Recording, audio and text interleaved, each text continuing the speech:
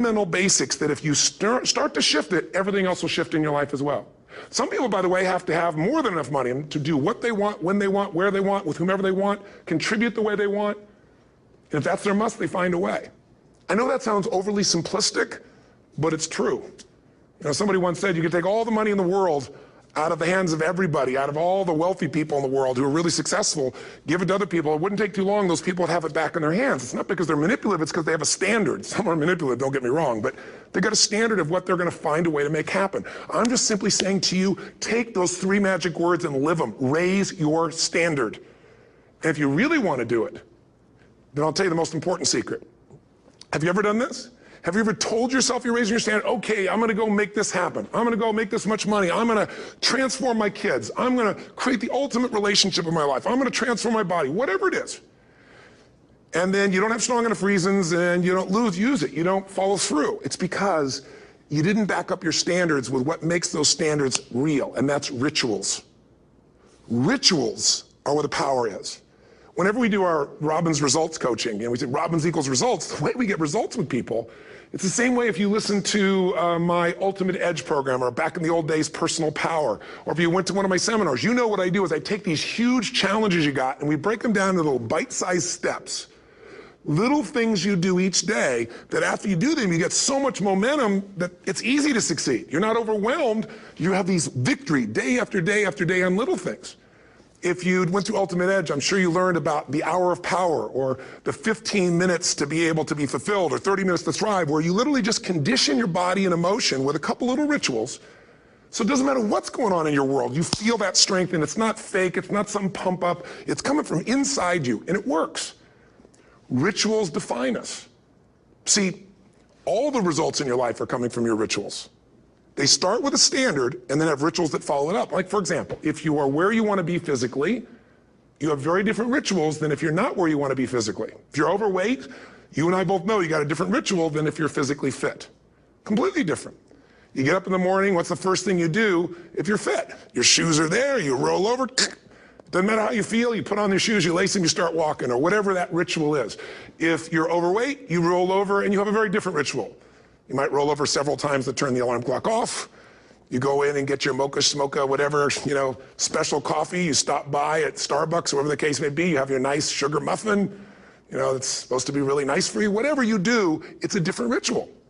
If you have a great, passionate relationship, you have very different rituals in how you come home than if you have a lousy relationship.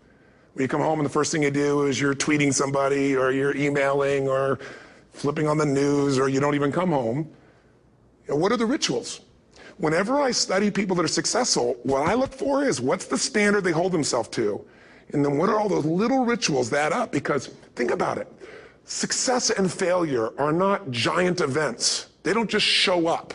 You don't just suddenly become successful or suddenly have this cataclysmic event that makes you fail. It may look that way, but failure comes from all the little things.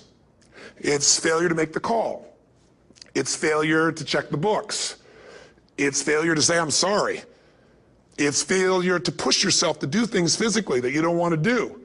And all those little failures day after day come together until one day some cataclysmic event happens and you blame that. That event happened because you missed all the little stuff. Do you agree with me? And success, by the way, is not some overnight event. It's all these little things. Success is having a vision. Success is making it compelling. Success is really seeing it and feeling it every day with strong enough reasons. Success is feeling the sense that I'm here to grow and I'm here to give something to the world more than just myself.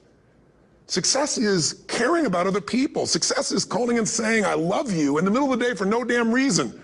Or sending a note. That'll change your relationship. Have a ritual of something funny, playful, or a surprise you do. How many relationships are dead today because they have no surprise rituals anymore?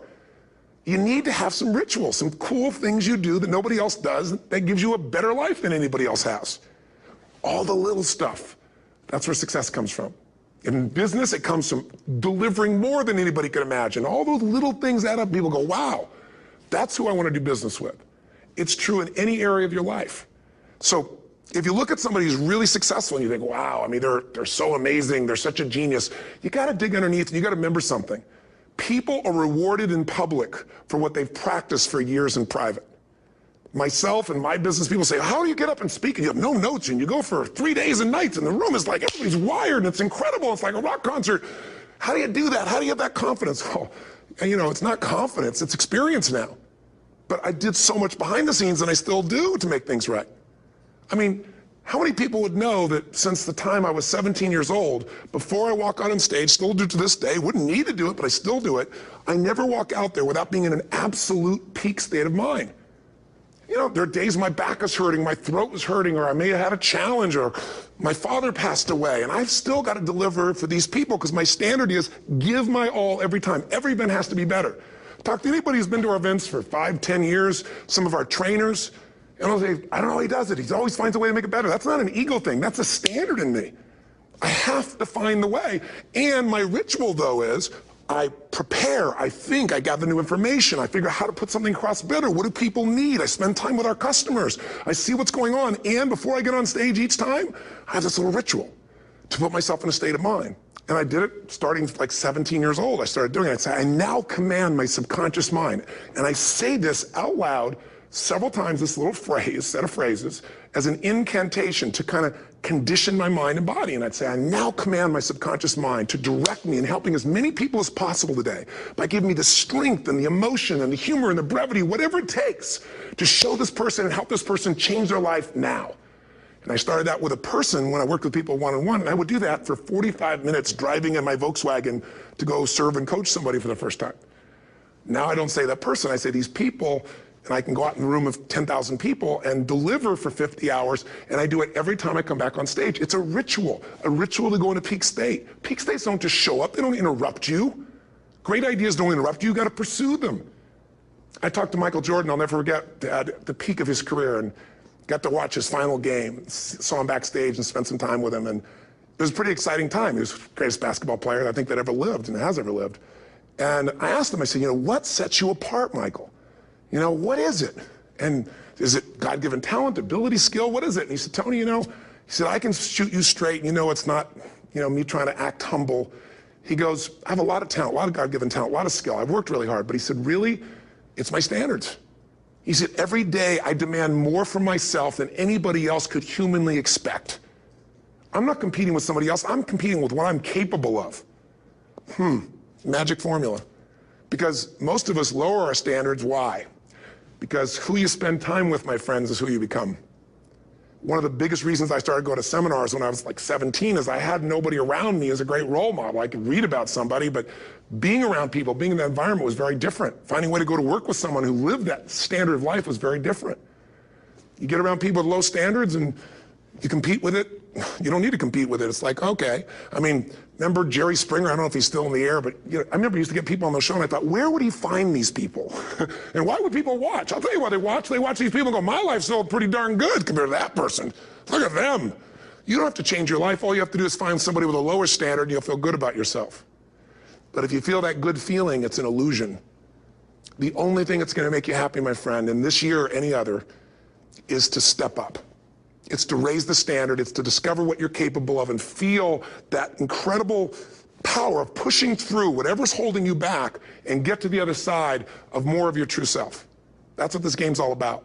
And look at the best in the world in anything. Tiger Woods, what's his vision? To win golf tournaments? No, to be the best that ever lived. That's his goal. That's his vision. But here's what's interesting. He backs it up with rituals. If you just have a vision and you don't have the rituals, stop lying to yourself. His rituals are, he started doing things nobody did before. He went and started lifting weights. Golfers lifting weights? No way. He went out and he changed his swing when he was the best in the world because he realized in order to be the best that ever lived, he was going to have to change his swing. If you know anything about golf, you don't change your swing when you're the best. And he went and retrained himself because he has different rituals than other golfers. Now many people are modeling his rituals to get better. It's amazing. You know, you look at somebody like Michael Phelps, the 2008 swimmer, won 7, you know, only 2 people I think in history, if I remember correctly, that have gotten 7 gold medals in one session. And here's a guy, he's got number 6 under his belt and he's exhausted and he's going in for that final swim. I'm sure you remember. And how does the guy win? By 1/100th of a second. Do you think that was some massive skill that got him over the top? Or was it a standard that says, this is who I am? I am the champion.